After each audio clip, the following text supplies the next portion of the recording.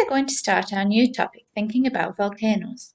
To do this, we need to delve deep inside the earth. We need to understand what is truly under our feet. Imagine you were digging this hole. What do you think is at the bottom of the hole? What different things might you find as you were digging? Where would you end up? Have you ever had a go of digging holes in your garden? What could you see when you were digging? Have a look at this hole. Does the ground look the same all the way around the hole? Does it look the same all the way down? Let's find out a little bit more. Let's all jump on board our underground explorer and start our investigations. First, let's think about the layers of soil. The very top layer of soil, made up of rotting dead leaves and animals, is called humus soil. This is the soil you probably see most. Underneath that, we have topsoil, where plants grow their roots, and there are very few rocks within the topsoil layer. Beneath the topsoil, we have the subsoil. There are more rocks and stones in this clay. The soil is full of nutrients. Tree roots may reach into this, and you might find fossils in here. Beneath the subsoil, we have bedrock, a mass of rocks such as granite, basalt, quartzite, limestone, or sandstone. You might find fossils here too.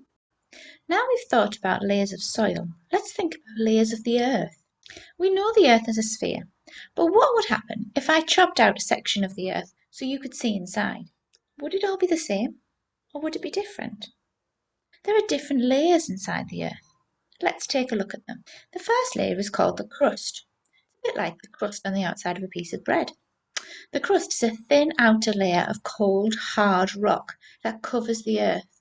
It's about 10 kilometers to 90 kilometers thick. Just inside the crust, we have the mantle. It's extremely hot rock that often flows like treacle. It's about 3,000 kilometers thick. Here's a picture of treacle to help you imagine it. It's quite a thick, oozy liquid. Next, we have the outer core. It is mostly made up of iron and some nickel. It is over 4,000 degrees Celsius, and it is mostly liquid with some rocky parts. The outer core moves around the inner core, creating the Earth's magnetism. Now let's just think about how hot 4,000 degrees Celsius is. If you think about when you're baking a cake, your oven usually gets around 200 degrees Celsius. This is 4,000. So think about how hot your oven gets when you bake a cake. Times it by 10, then double it.